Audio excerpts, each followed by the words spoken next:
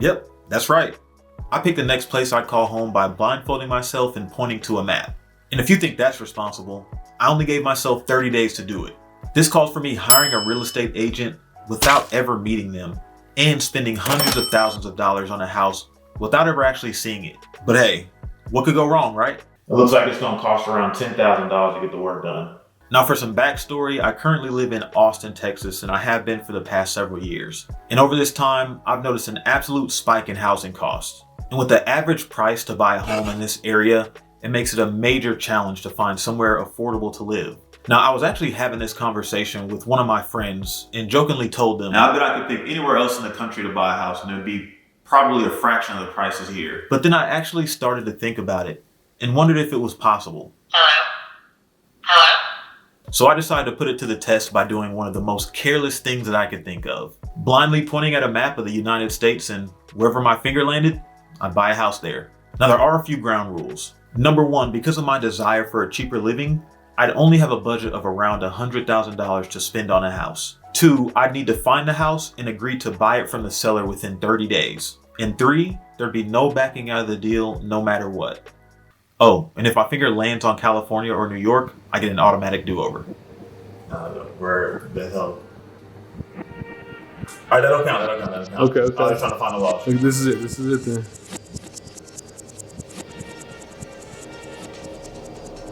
Cool, where you go? Oh. Gallup. Look.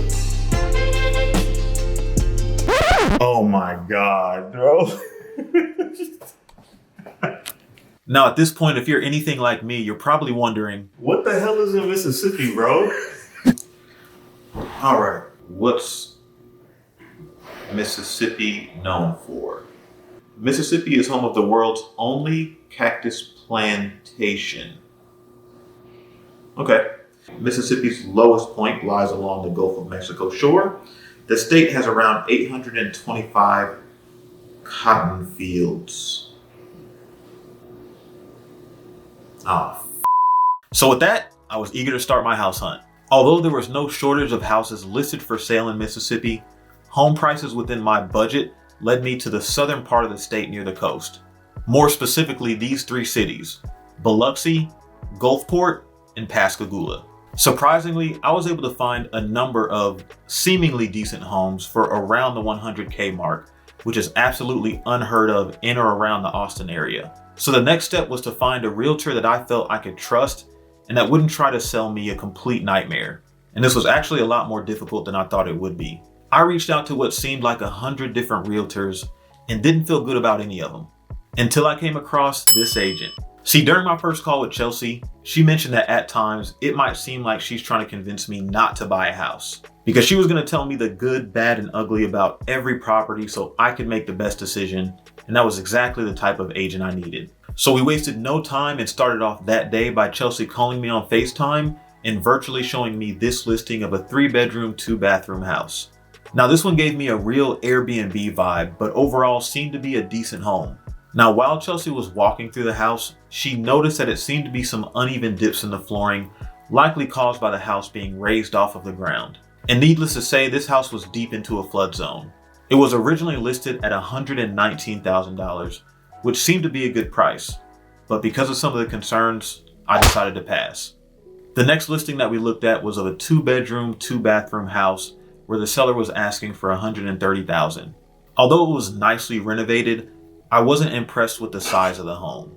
Chelsea mentioned that during the walkthrough, some of the rooms showed dark spots on the ceilings as well as large cracks above the door frames. In either scenario, these things could have ended up in costly repairs, so because of that, I didn't move forward. Now I'm not even going to waste your time by telling you about the townhouse that we looked at next, but just know Chelsea stayed true to her word about telling me the bad and the ugly. Now just when I started to think that Mississippi didn't have any nicer homes to offer, my luck started to turn around. We next looked at a home that was very well taken care of. I mean, a spacious floor plan, a huge backyard, and all new appliances. Other than maybe a paint job, this house would be 100% move-in ready. The only problem was the price the seller wanted for it. It was originally listed for $150,000, which was way over my budget. But because it was such a nice home, I tried to offer less than what they wanted just to see if they might play ball. Yep, that's about right. I would like to say that that's the only rejection I got, but it was only the first. I was already 14 days into this challenge and hadn't really made any progress. Then the next morning, Chelsea sent me a message about a listing that was just posted for sale a couple hours before. It was a 3-bedroom, 2-bathroom, 1,120 square foot house located in Gulfport. Now, admittedly, it wasn't exactly my style, but the fact that it had been recently renovated and updated with a new roof and new major appliances made it that much more appealing. And everything seemed to check out during the walkthrough, so I put an offer in immediately. And not too long after that, I got this text from Chelsea. And finally, my offer was accepted, and I was that much closer to making this happen. But it wasn't over just yet. The home inspection is probably the most nerve-wracking part of the process. This is where a licensed professional looks around the house for damages that you wouldn't be able to see with your naked eye. And the inspector could find anything from termites to electrical issues to foundation problems, which could cost thousands of dollars to repair. Regardless, per my ground rules, since I made it this far, there'd be no backing out. But I wished I could after I got the inspection report back.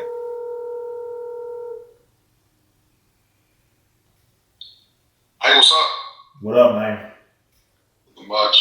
So look, I just got this inspection report back, and the guy's calling out something called a service entry cable.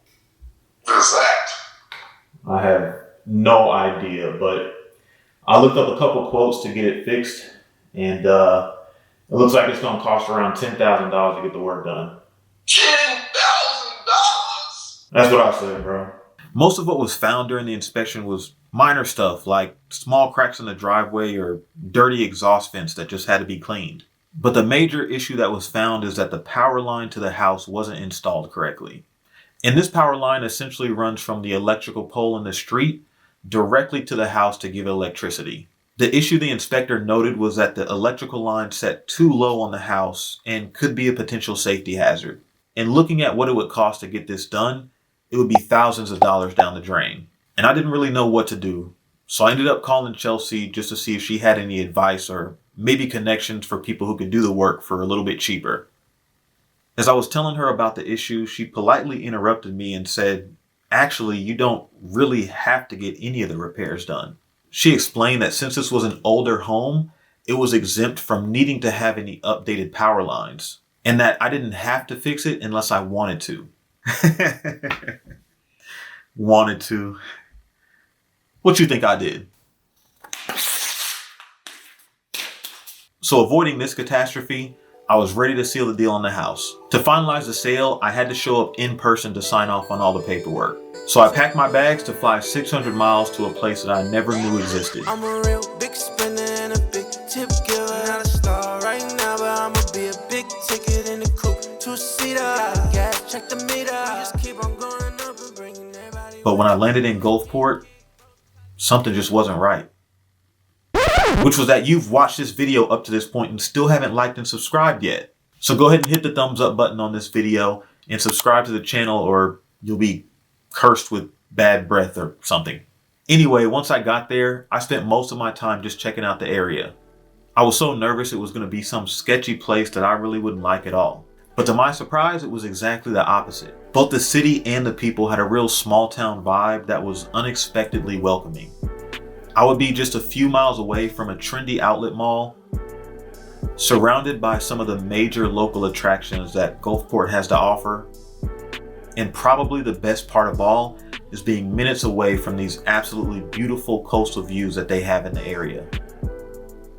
Everything was looking good, and later that day I met face to face with Chelsea for the first time and finalized a sale on the house. But as exciting as all of that was, there was still one thing left that I needed to do. Finally, actually see the house in person.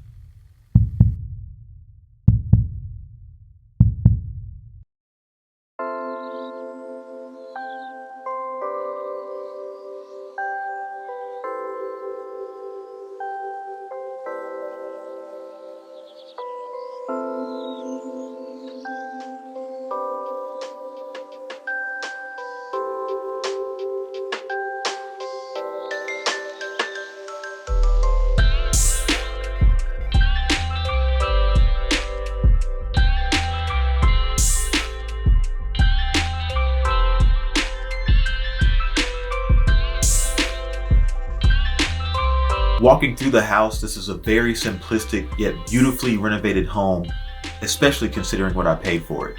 The seller had the house listed for $130,000. They accepted my original offer of $120,000. After the inspection, we negotiated a bit further, so I ended up getting this 3-bedroom, 2-bathroom home with a spacious backyard for $116,500. I couldn't believe I actually did it. I'd gone from picking a random location on a map to hiring a realtor 600 miles away and buying the place that I'd call home, all within 30 days. But there's one more twist to the whole story. All right, so this is the new house, y'all, and the crazy thing about it, I was actually able to pay cash for the whole thing. And if you want to know how I was able to save up enough money to pay cash, go ahead and click into this video next.